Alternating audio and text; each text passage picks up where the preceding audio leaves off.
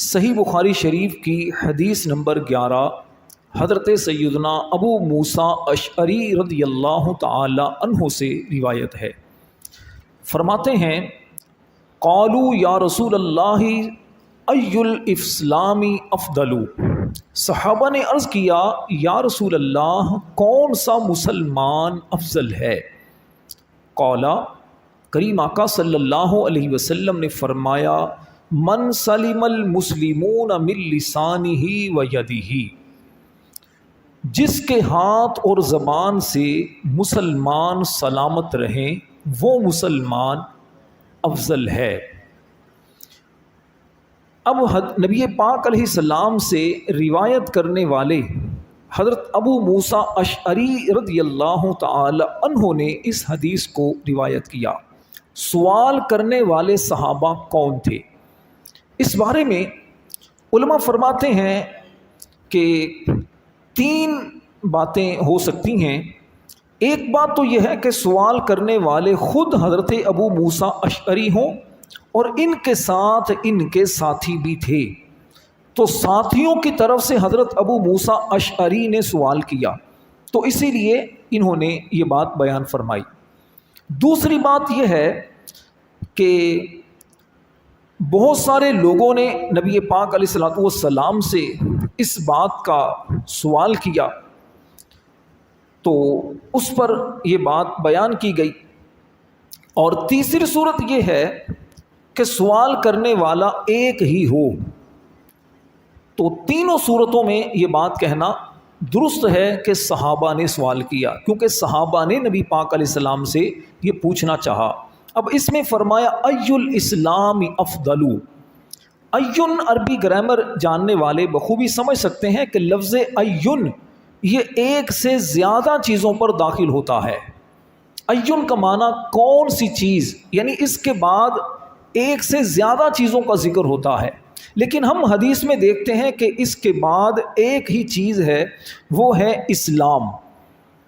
ای الاسلامی، تو اب اسلام میں سے کون کون سی چیزیں یہ مراد نہیں، بلکہ علماء نے لکھا کہ ایون کے بعد اصحابو یہ مضاف الیہ ہے، یعنی یہ محذوف ہے، تو اب عبارت یوں بنے گی ایو اصحاب الاسلام افضل، یعنی مسلمانوں میں سے زیادہ فضیلت والا کون ہے؟ اصحاب مطلب والے، اسلام والوں میں سے یعنی اسلام کے ماننے والے مسلمانوں میں سے زیادہ فضیلت والا کون ہے؟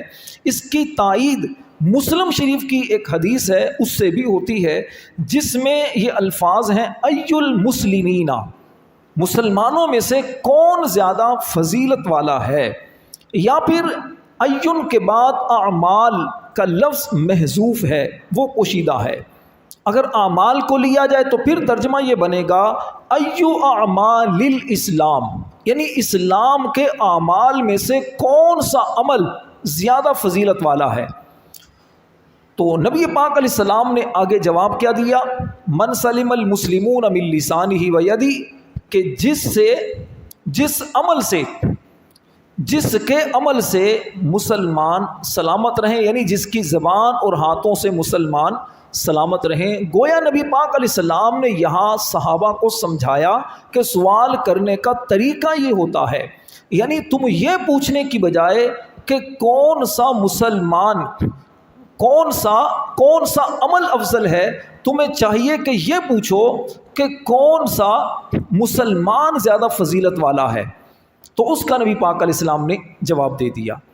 تو یہ جیسا کہ قرآن کریم میں اللہ تبارک و تعالیٰ نے کچھ لوگوں کے بارے میں یہ بیان کیا جنہوں نے نبی پاک علیہ الصلوۃ والسلام سے سوال یہ کیا تھا، یسألونک عن الاہلہ، اللہ فرماتا ہے کہ لوگ آپ سے چاند کے بارے میں پوچھتے ہیں۔ کیا؟ چاند کے بارے میں تم سے سوال کرتے ہیں کہ یہ چاند چھوٹا بڑا کیوں ہوتا ہے؟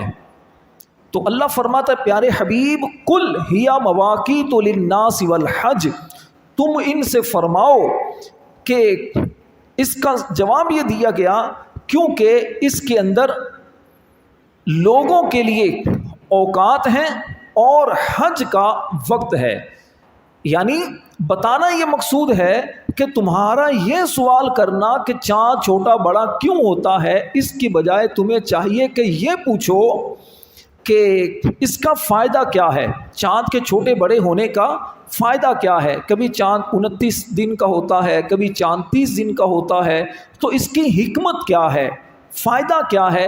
تو اس کا آگے پھر جواب دے دیا گیا، اس کی حکمت یہ ہے کہ تاکہ تمہارے جو وقت ہیں، تمہارا وقت مینیج ہو سکے، تمہارے معاملات تم اس کے ذریعے سیٹ کر سکو، اور دوسرا یہ کہ حج کے بارے میں تمہیں پتہ چل سکے کہ حج کا جب مہینہ آئے گا ذوالحج، اور حج کے 3 مہینے جو آتے ہیں تو ان مہینوں کے بارے میں تمہیں پتہ چلے۔